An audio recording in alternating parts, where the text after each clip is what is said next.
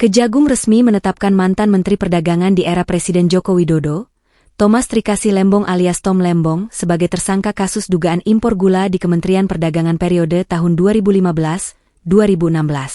Selain dia, penyidik juga menetapkan tersangka kepada Direktur Pengembangan Bisnis pada PT PPI 20152016, Charles Sitorus, CS.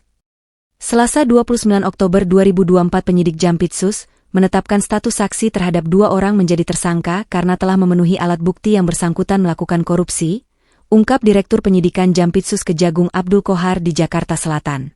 Tom Lembong diduga memberikan izin impor gula kristal mentah ke gula kristal putih. Dia diduga melampaui kewenangannya sebagai Menteri Perdagangan pada saat itu.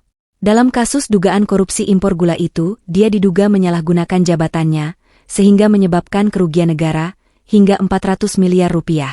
Kasus ini bermula dari dilakukannya rapat koordinasi pada 12 Mei 2015, saat Thomas menjabat Menteri Perdagangan. Saat itu, rapat menyimpulkan bahwa Indonesia surplus gula, sehingga tidak perlu impor.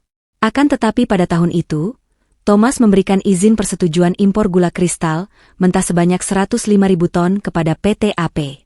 Kemudian gula kristal mentah tersebut diolah menjadi gula kristal putih atau GKP. Langkah ini diduga telah menyalahi aturan. Sebab, berdasarkan keputusan Menteri Perdagangan dan Perindustrian nomor 527 tahun 2004 dijelaskan, bahwa yang diperbolehkan impor gula kristal putih adalah BUMN. Terkait dengan perkara ini terus melakukan pendalaman, terus melakukan penghimpunan terhadap bukti-bukti agar membuat terang tindak pidana ini dan menemukan tersangkanya. Dan dalam perkara ini setidaknya ada 90 orang saksi yang sudah diperiksa. Oleh karenanya, bagaimana perkembangannya? Kita simak bersama. Direktur Penyidikan akan memberikan penjelasan terkait substansinya. Untuk itu kami persilakan kepada Pak Direktur Penyidikan. Terima kasih Pak Taufik. Assalamualaikum warahmatullahi wabarakatuh. Waalaikumsalam. Selamat malam bagi kita semua yang saya hormati, teman-teman dari media massa yang hadir pada kesempatan malam hari ini. Saya ingin menyampaikan tentang perkembangan penyidikan perkara dugaan tindak pidana korupsi dalam kegiatan importasi gula pada Kementerian Perdagangan Republik Indonesia tahun 2015 sampai dengan 2023. Sebagaimana Surat Perintah Penyidikan nomor 53 tanggal 3 Oktober 2023. Adapun kasus tersebut adalah sebagai berikut, bahwa pada tahun 2015 berdasarkan rapat koordinasi antar kementerian, tepatnya telah dilaksanakan pada tanggal 12 Mei 2015, telah disimpulkan bahwa Indonesia mengalami surplus gula sehingga tidak perlu atau tidak membutuhkan impor gula. Akan tetapi pada tahun yang sama, yaitu tahun 2015 tersebut, Menteri Perdagangan, yaitu Saudara TTL, memberikan izin persetujuan impor gula kristal mentah sebanyak 105.000 ton kepada PT AP, yang kemudian gula kristal mentah tersebut diolah menjadi gula kristal putih atau GKP. Sesuai dengan keputusan Menteri Perdagangan dan Perindustrian nomor 527 tahun 2004, yang diperbolehkan impor gula kristal putih adalah BUMN.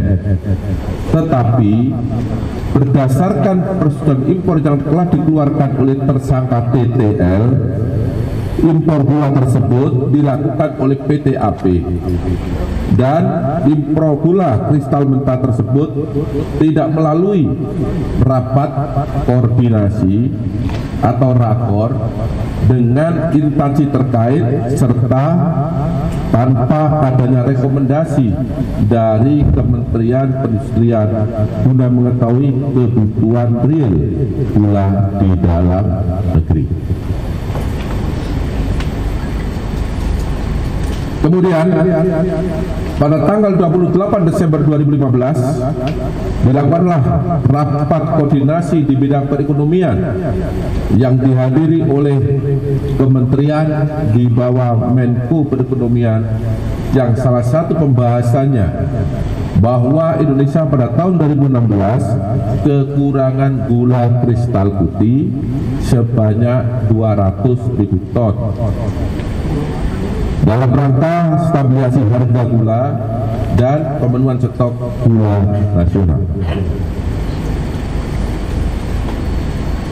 Pada bulan November sampai dengan Desember 2015, tersangka CS selaku Direktur Pengembangan Bisnis PT PPI, Perusahaan Perdagangan Indonesia, memerintahkan staf senior manajer bahan pokok PT PPI atas nama P untuk melakukan pertemuan dengan 8 perusahaan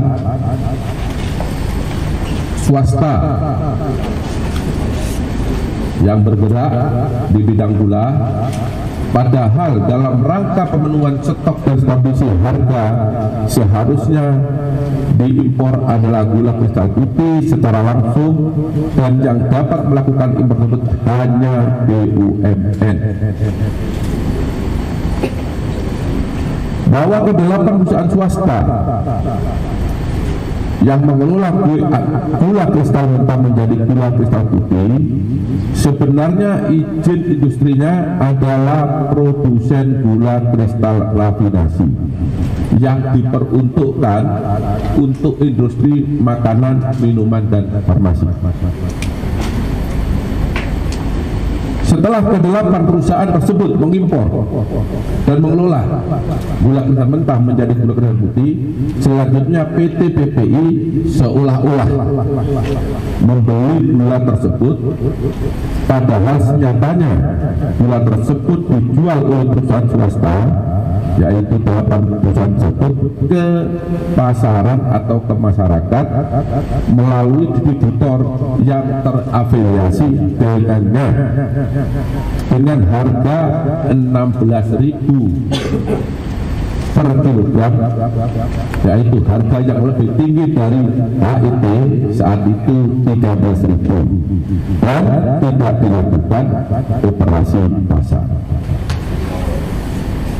Bahwa dari pengadaan dan penjualan GKM yang telah diolah menjadi gula kristal putih tersebut, PT PPI mendapatkan fee dari 8 perusahaan yang mengimpor dan mengelola gula tadi sebesar Rp105 per kilogram. Bahwa kerugian negara akibat perbuatan importasi gula yang tidak sesuai dengan ketentuan perundang-undangan yang berlaku, negara dirugikan sebesar kurang lebih 400 miliar rupiah.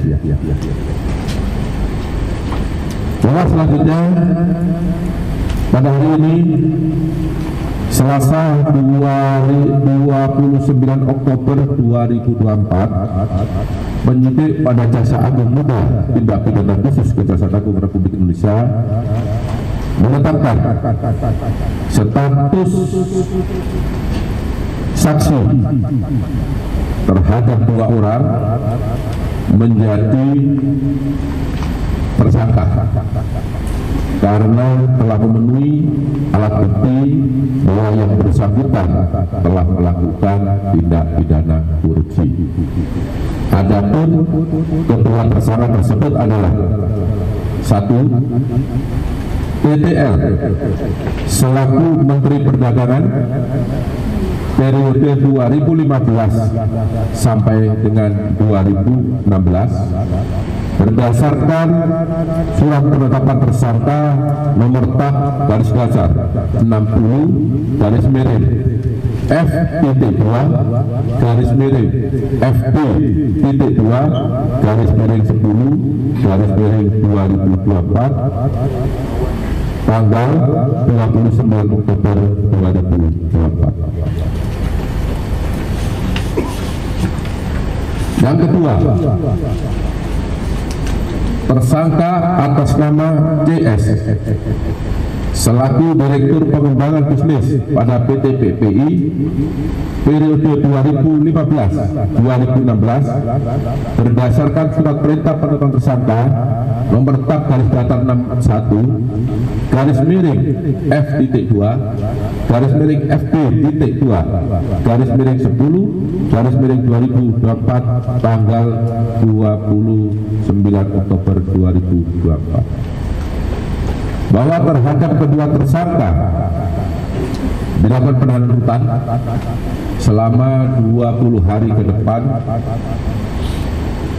untuk tersangka TTL di Rutan Salemba, Cabang Kejaksaan Negeri Jakarta Selatan berdasarkan surat perintah penahanan nomor 50 tanggal 29 Oktober 2024 dan untuk tersangka CS ditahan di Rutan Salemba, Cabang Kejaksaan Agung berdasarkan surat perintah penahanan nomor 51 tanggal 29 Oktober 2024. Para tersangka disangka melanggar pasal 2 ayat 1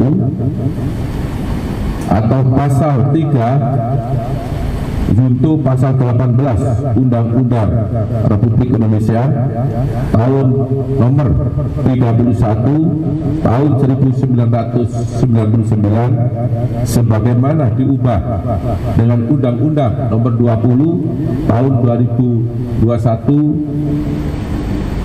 untuk Undang-Undang Republik Indonesia nomor 31 tahun 1999 tentang perubahan atas Undang-Undang RI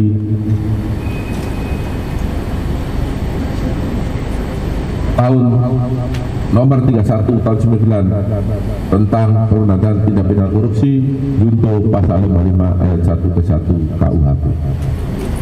Usai ditetapkan sebagai tersangka, Thomas dan satu tersangka lainnya dikenakan penahanan selama 20 hari ke depan di 2 rutan berbeda. Thomas di Rutan Salemba Cabang Kejaksaan Negeri Jakarta Selatan dan CS ditahan di Rutan Salemba Cabang Kejaksaan Agung.